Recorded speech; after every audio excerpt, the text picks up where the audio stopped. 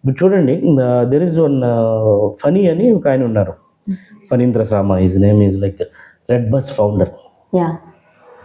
Bits పిలానీలో చదువుకొని బెంగళూరులో సాఫ్ట్వేర్ జాబ్ చేస్తూ ఒక దీపావళికి ఇంటికి వెళ్ళలేకపోయాడు బెంగళూరు నుంచి.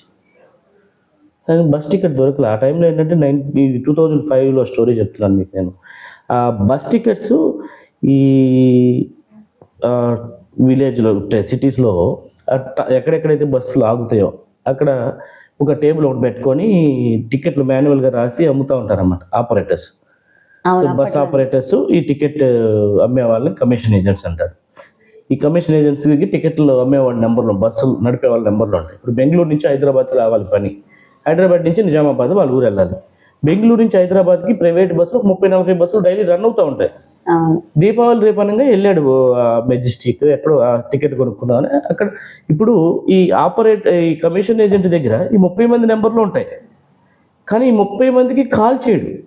వాడు ఏం చేస్తాడు, ఒక 5గురికో 6గురికో వేస్తాడు, ఫుల్ అని చెప్పేస్తే వీడు ఆటోమేటిక్గా ఫుల్ అయిపోయింది అని చెప్పేస్తాడు. ఇదే పరిస్థితి. ఇప్పుడు ఆ 30 బస్సుల్లో ఏదైనా ఒక్క టికెట్ ఉన్నట్టు అతను ఇంటికి చేరేవాడుగా. అతను టికెట్ దొరకలా, దీపావళికి ఇంటికి రాలా, ఫ్రెండ్స్ అందరూ వెళ్ళిపోయారు, రూమ్లో కూర్చున్నాడు. ఆయనకి అదే థాట్ వచ్చింది, ఒక బస్సులో కనీసం 30 బస్సుల్లో ఒక్క సీట్ అన్నా ఖాళీగా వెళ్ళి ఉంటుంది కదా. ఆ ఖాళీగా వెళ్ళిన బస్సు టికెట్ నాకు వస్తే నేను ఇంటికి వెళ్ళేవాడిని. ఆ బస్సు అతనికి ఒక 500 డబ్బులు వచ్చాయి. అది బుక్ చేసిన కమిషన్ ఏజెంట్కి ఒక 50 రూపాయలు కమిషన్ వచ్చేది. సో ముగ్గురికి విన్గా ఉండేది. ఇదే ఆలోచన తర్వాత రెడ్ బస్ అయింది. ఈ కనెక్టింగ్ ఇప్పటి నుంచో ఉన్నాయి ఆర్టీసీస్ కానీ గవర్నమెంట్ సిస్టమ్స్, ఈ కనెక్టింగ్స్ కానీ వాళ్ళు ఏది చేయలేని వండర్స్ రెడ్ బస్ తో చేశాడు. చూడండి, మనం టికెట్స్ బుక్ చేయాలంటే ఈజీగా రెడ్ బస్ ఆల్మోస్ట్ 3-4 వేల కోట్లు అమ్ముకున్నారు. దాని తర్వాత కాలంలో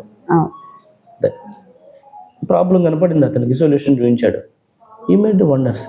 అందుకని మనం ఏంటంటే చిన్నపిల్లలకి కానీ ఎవరికైనా ఫస్ట్ నుంచి ప్రాబ్లమ్స్కి సొల్యూషన్స్ చూపించగలిగే పరిణితి కనుక వాళ్ళకి, ఆ ఆలోచన విధానాన్ని కనుక వాళ్ళకి డెవలప్ చేస్తే అల్టిమేట్గా వండర్స్ క్రియేట్ చేయొచ్చు. నేను వ్యవసాయంలో రావడానికి కూడా అదే కారణం.